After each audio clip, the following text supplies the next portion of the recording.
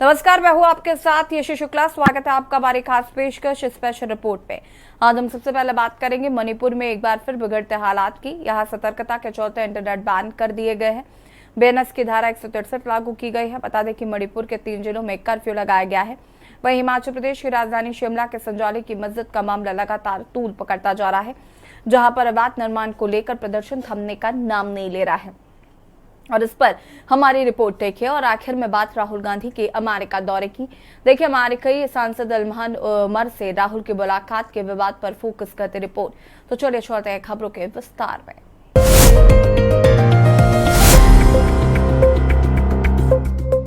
मणिपुर में फिर से हिंसा भड़क गई है। राज्य के अलग अलग हिस्सों में विरोध प्रदर्शन जारी है। मणिपुर की राजधानी में कानून व्यवस्था से संबंधित हालिया स्थिति को देखते हुए इम्फाल पश्चिम और इम्फाल पूर्व में कर्फ्यू लगा दिया गया है। वहीं केंद्र ने मणिपुर में सीआरपीएफ की 2 नई बटालियन की तैनाती का निर्देश दिया है, जिनमें करीब 2000 जवान होंगे। देखिए रिपोर्ट।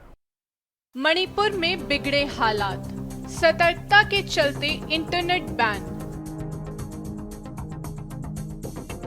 बीएनएस की धारा 163 लागू।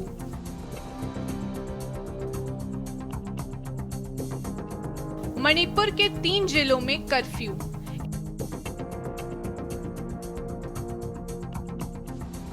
इम्फाल पूर्व और इम्फाल पश्चिम में अनिश्चितकालीन कर्फ्यू। सभी सरकारी सहायता प्राप्त और निजी स्कूल और कॉलेज 12 सितंबर तक बंद।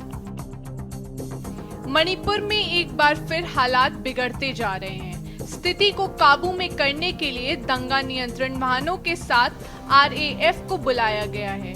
प्रदर्शनकारियों ने सड़कें ब्लॉक कर दी हैं और पुलिस को पीछे हटने पर मजबूर कर दिया है। लगातार पथराव हो रहा है। भीड़ को तितर बितर करने के लिए दूसरी तरफ से पुलिस ने भी आंसू गैस के गोले दागे हैं। आपको बता दें कि सितंबर के पहले हफ्ते में मणिपुर में हिंसा का वही रूप देखने को मिल रहा है जो 2023 में जुलाई अगस्त के महीने में देखा गया था। ड्रोन से हवाई बमबारी से लेकर आरपीजी लॉन्च करने और अत्याधुनिक हथियारों के इस्तेमाल ने स्थिति को संवेदनशील बना दिया है। घाटी में हत्याओं के बाद कोऑर्डिनेटिंग कमेटी की ओर से सार्वजनिक आपातकाल की घोषणा की गई। खबर मिल रही है कि म्यांमार, बांग्लादेश, चीन के तत्वों से भी मणिपुर के विद्रोही के पास हथियार पहुंच रहे हैं। मणिपुर में अब एक नई तरह की हिंसा भड़क उठी है। पिछले 10 दिन में मणिपुर में करीब 11 से 12 नई हिंसा में भड़की। करीब 11 से 12 मौतें हुई हैं। मणिपुर में एमेच्योर गन्स की जगह अब आरपीजी लहराई जा रही है। मणिपुर में गांव के ऊपर ड्रोन से हमला हो रहा है। गांव के गांव ध्वस्त हो रहे हैं। उन इलाकों में हमला हो रहा है जहां पर हिंसा नहीं थी। मणिपुर में एक पूर्व मुख्यमंत्री का घर पे रॉकेट से हमला हो रहा है। मणिपुर के राज्यपाल के घर पर पत्थरबाजी होती है। मणिपुर में सुरक्षा बलों पर हमला होता है। उनके शस्त्र छीनने की कोशिश हो रही है। तो ये क्या हो रहा है मणिपुर में? मणिपुर में इंटरनेट बैन कर दिया जाता है। मणिपुर के तमाम जिलों में कर्फ्यू लगा हुआ है। मणिपुर में छात्र और युवा सड़कों पर हैं, प्रदर्शन कर रहे हैं। मणिपुर की पूर्व गवर्नर, जो फुल टाइम गवर्नर थी, जो मणिपुर के हालातों को अच्छे से समझ रही थी, जो उनकी व्यथा को समझ रही थी, वो कह रही हैं हालात बहुत गंभीर हैं। उनको हटा दिया गया है। एक हाफ टाइम गवर्नर अपॉइंट कर दिया गया है। मणिपुर के सारे एग्जाम स्थगित हैं। तो इस देश का एक राज्य जहां पर जा जाकर बड़ी बातें करने में नरेंद्र मोदी बयानबाजी करते थे, वो 16 महीने से जल रहा है। और इस देश के प्रधानमंत्री के पास 1 मिनट का वक्त नहीं है कि वो मणिपुर चले जाएं। वो चुनाव में मणिपुर नहीं जाते, उसके बगल के राज्यों में होकर लौट आते हैं। वो अमेरिका, फ्रांस, ब्रिटेन, ग्रीस, रूस, यूक्रेन सब जगह घुमाते हैं, बस मणिपुर नहीं जाते हैं। म्यांमार में सेना अपने विद्रोहियों से लड़ाई में पिछड़ रही है। म्यांमार की सेना के शिविरों पर विद्रोही कब्जा जमा रहे हैं। बताते हैं कि मणिपुर के लोगों से प्राप्त के हथियार में चीन के हथियारों से भी सबूत मिल रहे हैं। आखिर कौन मोर्टार, स्नाइपर, आईडी, राइफल, पिस्तौल समेत कौन दे रहा है हथियार? इससे पहले सीआरपीएफ कैंप पर भी मणिपुर के लोगों ने हमला किया। बता दें कि राजभवन छात्रों का हुजूम जा रहा था। विरोध प्रदर्शन के दौरान छात्रों और सुरक्षा बलों में संघर्ष हुआ। इस दौरान दोनों तरफ से एक दूसरे पर हमला हुआ। क्या ये किसी भी मर्यादित सरकार के लिए लोकतंत्र में स्वीकार्य है कि इस देश का प्रधानमंत्री ने एक राज्य को अपने हाल पर जलने के लिए छोड़ दिया है? कोई आक्रोश नहीं है। हम सबको याद है कि उन आदमखोरों की भीड़ ने कैसे बेटियों के शरीर को नोचा था। 76 दिन तक वो वीडियो बाहर नहीं आया था। जब आया तो नरेंद्र मोदी 36 सेकंड के लिए बोले थे। हम भूले नहीं उन बातों को। एक मिनट का वक्त नहीं है। और मैं आपके जैसे प्रबुद्ध मीडिया के साथियों से यह पूछना चाहती हूं, भाजपा के प्रवक्ताओं से पूछना चाहती हूं, सांसदों से पूछना चाहती हूं, मंत्रियों से पूछना चाहती हूं, बीजेपी के ट्रोल इकोसिस्टम से पूछना चाहती हूं। किसी और देश में हिंसा भड़कती है तो आपकी रातों की नींद खत्म हो जाती है। आपके देश का एक राज्य मणिपुर, 60 से 65 हजार महिलाएं और बच्चे आज की तारीख में भी विस्थापित हैं। कौन जवाबदेह है? Who is answerable? ये सवाल है अपने आप में। मणिपुर में आखिर कैसे आएगी शांति?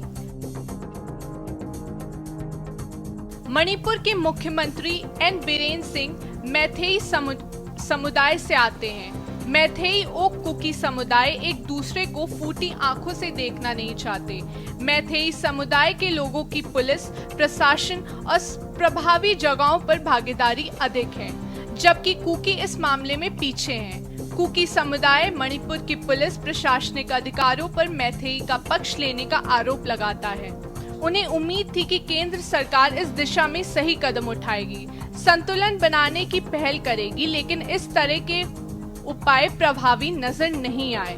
वहीं केंद्र सरकार के हस्तक्षेप के बाद मणिपुर में केंद्रीय अर्धसैनिक बल तैनात कर दिए गए हैं। एक तरह से कुकी और मैथेई के बीच में बफर जोन बना दिया गया। सुरक्षा बलों ने अपने तरीके से ऑपरेशन और शांति स्थापना के प्रयास किए, लेकिन वे नाकामी साबित हो रहे हैं। स्पेशल डेस्क के न्यूज इंडिया। हिमाचल प्रदेश की राजधानी शिमला के संजौली स्थित मस्जिद में अवैध निर्माण के विरोध में हिंदूवादी संगठनों का उग्र प्रदर्शन सरकार और पुलिस के लिए चुनौती साबित हो रहा है। बुधवार को प्रदर्शनकारी ढली टनल पर बैरिकेड्स तोड़कर संजौली बाजार पहुंचे। इस पर पुलिस से लाठीचार्ज किया है। बता दें कि इसमें एक पुलिसकर्मी के साथ कई प्रदर्शनकारी भी घायल हुए हैं। बहरहाल तनावपूर्ण माहौल के मद्देनजर सतर्कता बरती जा रही है। देखिए रिपोर्ट। क्या है पूरा मामला? संजौली मस्जिद को लेकर हिंदू संगठन पिछले कई दिनों से प्रदर्शन कर रहे हैं। इस प्रदर्शन की शुरुआत एक लड़ाई से हुई थी। मलियादा इलाके में विक्रम सिंह नाम के युवक के साथ करीब 6 लोगों ने मारपीट की थी, जिसके बाद वो गंभीर रूप से घायल हो गया। इस मारपीट को लेकर विक्रम ने थाने में केस दर्ज कराया और बताया कि मारपीट के बाद सभी आरोपी मस्जिद में छिप गए। इस बात की जानकारी हिंदू संगठनों को हुई और संजौली मस्जिद के खिलाफ प्रदर्शन शुरू हो गया। इस मस्जिद को अवैध बताकर इसे गिराने की मांग उठाई गई। इसके बाद धीरे धीरे लोगों का ये प्रदर्शन आक्रोश में बदल गया। शिमला के संजौली में बनी एक मस्जिद को लेकर बवाल बढ़ता जा रहा है। स्थानीय लोग इस मस्जिद के अंदर हो रहे अवैध निर्माण का विरोध कर रहे हैं। पुलिस ने किसी भी अप्रिय घटना से निपटने के लिए सुरक्षा को पुख्ता इंतजाम किए। वहीं पूरे इलाके में धारा 163 लगी हुई है। जी नहीं, हमारा उस मस्जिद को तोड़ने का कोई प्रयास नहीं है, ना ही हम उस मस्जिद को तोड़ने के लिए आए हैं। हमारा विरोध केवल मात्र इतना है कि इस मस्जिद के अंदर जो बाहर से आए घुसपैठिए, जिनका कोई आधार नहीं है, जिनका कोई पता नहीं है, वो कहां से आए हैं और कौन वो लोग हैं, और यहां पर आकर के वो अपना कारोबार कर रहे हैं, हमारे स्थानीय लोगों का रोजगार छीन रहे हैं, हमारी स्थानीय जमीन पर कब्जा कर रहे हैं। हम उसका विरोध करने के लिए जो है आज प्रशासन से अगर हमें टकराव की स्थिति भी करनी पड़ेगी तो हम टकराने के लिए भी तैयार हैं। 14 साल पहले शुरू हुआ विवाद। पहले संजोली मस्जिद की बिल्डिंग कच्ची थी। साल 2010 में पक्की बिल्डिंग बनाने का काम शुरू हुआ।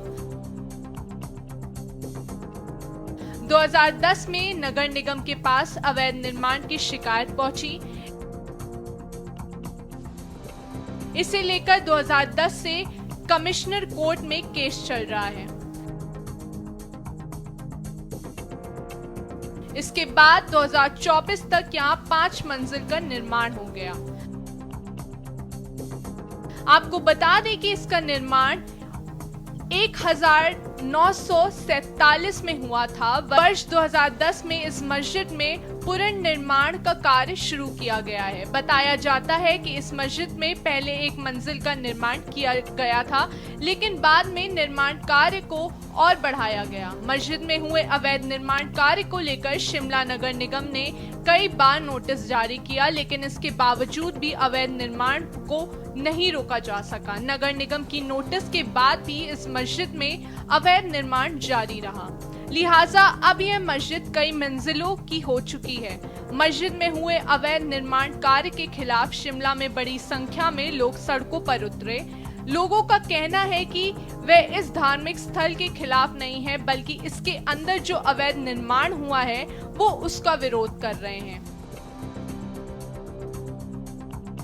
हमारे पास कोई हथियार नहीं है, हमारे पास कोई, हम शांतिपूर्ण तरीके से आ रहे थे और आधे से ज्यादा पुलिस वाले जो है बिना नेम प्लेट के हैं। ये सुक्कू की शरेआम गुंडागर्दी है। प्रशासन ने धारा 163 लगा के सनातन समाज को उकसाया। एक भावनात्मक विषय पे प्रशासन को सहयोग करना चाहिए था शांतिपूर्वक प्रदर्शन का। आग प्रशासन ने लगाई, भुगते का भी प्रशासन। महिलाओं पे लाठीचार्ज हो गया, स्कूल के बच्चे जा रहे थे, उनको चोटें आ गई। ये कैसा प्रशासन है? 4-5 मंजिल मस्जिद बनी है। अगर इसमें कल के लिए हथियारों का जखीरा, ऊपर कारखाना बनता है, नीचे वहाँ बांग्लादेशियों को रखते हैं, ये तो इसमें कौन प्रशासन फिर साथ देगा हमारा? मस्जिद में मदरसा चलाने का आरोप। मस्जिद की आड़ में मदरसा चलाने का आरोप है। प्रदर्शन कर रही भीड़ का कहना है इस मस्जिद के अंदर मदरसा चलाया जा रहा है और इस मदरसे में यूपी के अलग अलग शहरों से मौलाना तामील देने आ रहे हैं। वहीं मस्जिद में अवैध निर्माण को लेकर अब राजनीति शुरू हो गई है। IMIM सांसद अवसुद्दीन ओवैसी ने इस मुद्दे पर कांग्रेस को घेरा है। अवसुद्दीन कांग्रेस की मोहब्बत की दुकान पर सवाल उठा रहे हैं। हालांकि इस मामले पर हिमाचल के मंत्री विक्रमादित्य सिंह ने बयान दिया है। उन्होंने अपने इस बयान में कहा कि हर किसी को शांतिपूर्ण प्रदर्शन का अधिकार है, लेकिन ऐसी स्थिति नहीं बननी चाहिए जिससे प्रदेश की शांति भंग हो। सदन में उठा था ये मुद्दा।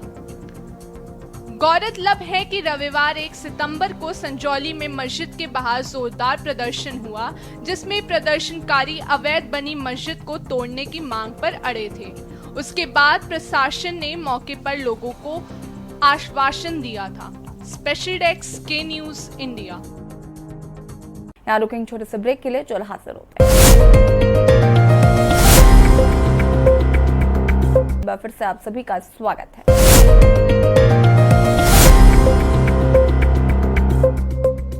इल्हान उमर अमेरिका में मिनीसोटा में डेमोक्रेट सांसद है। अमेरिका कांग्रेस की सदस्य बनने वाली इल्हान पहली अफ्रीकी शरणार्थी हैं। इल्हान की भारत विरोधी छवि के तौर पर पहचान है।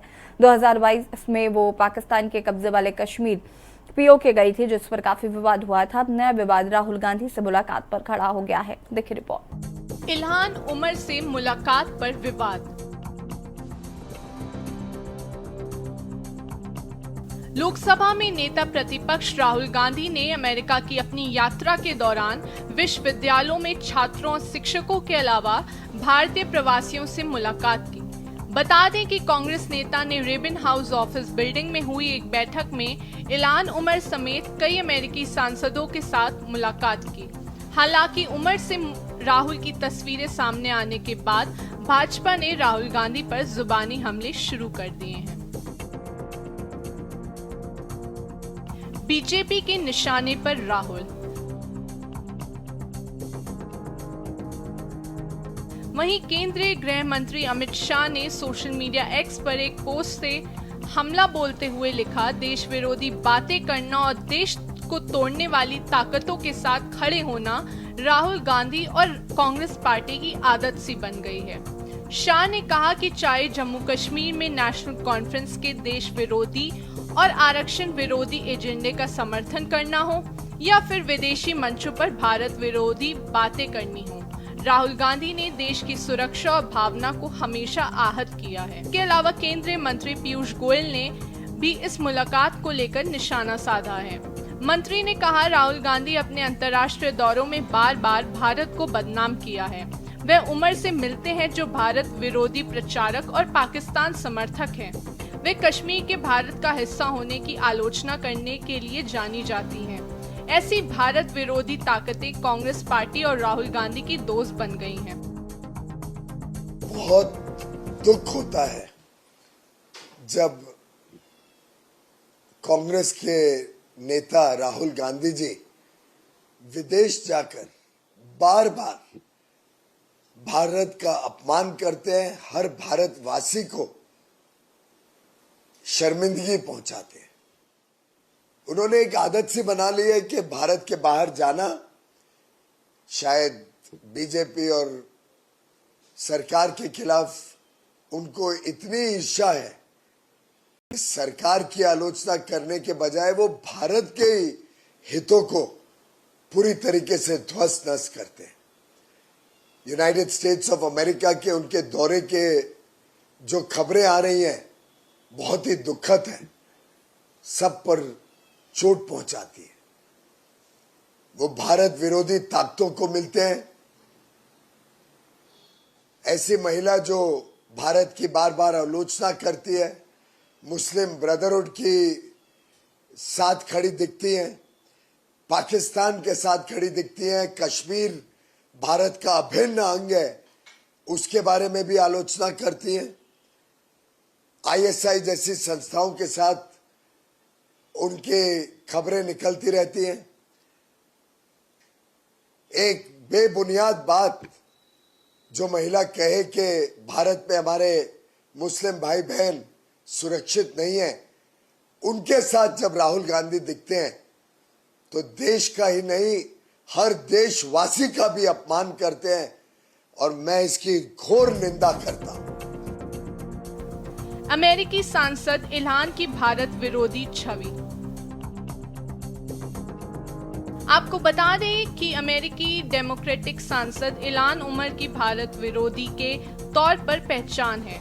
2022 में इल्हान पाकिस्तान दौरे पर आई थी। इस दौरान वह पाकिस्तान के कब्जे वाले कश्मीर भी गई थी। भारत ने उन्हें दौरे पर सख्त आपत्ति जताते हुए इसकी निंदा की। इसके बाद बाइडेन प्रशासक को इस मामले में सफाई देनी पड़ी थी। भारत की आपत्ति के बाद अमेरिकी सरकार ने इल्हान के दौरे से पल्ला झाड़ लिया था। सिखों के उत्पीड़न, आरक्षण जैसे मसलों पर विवाद। राहुल के सिखों के उत्पीड़न, जातियों के आरक्षण जैसे मसलों पर दिए गए बयानों पर भारत में जबरदस्त विवाद पैदा हो गया है। जाहिर है एक ऐसी नेता जो भारत से कश्मीर को अलग करना चाहती हो, जो खालिस्तान का समर्थक करती हो, जो भारत के खिलाफ आए दिन जहर उगलती हो, उसके साथ राहुल गांधी को देखकर भारत में कुछ लोग जरूर चौंक गए होंगे। पर जो लोग राहुल गांधी की अंतर्राष्ट्रीय यात्राओं से परिचित हैं, उन्हें इस खबर में कुछ भी नया नहीं लगा होगा, क्योंकि राहुल लगातार एंटी इंडिया गतिविधियों में शामिल लोगों के लिए खाद पानी मुहैया करा रहे हैं। हो सकता है कि ये बातें आम आदमी तक ना पहुंच रही हों, पर अब बीजेपी ने इसे लेकर राहुल गांधी पर निशाना साधा है। जाहिर है भविष्य में उनकी अमेरिकी यात्रा के हर पल की चर्चा पूरे देश में होने वाली है। स्पेशल डेस्क के न्यूज़ इंडिया। इस स्पेशल रिपोर्ट पर फिलहाल इतना ही। देखते रहिए न्यूज इंडिया। नमस्कार।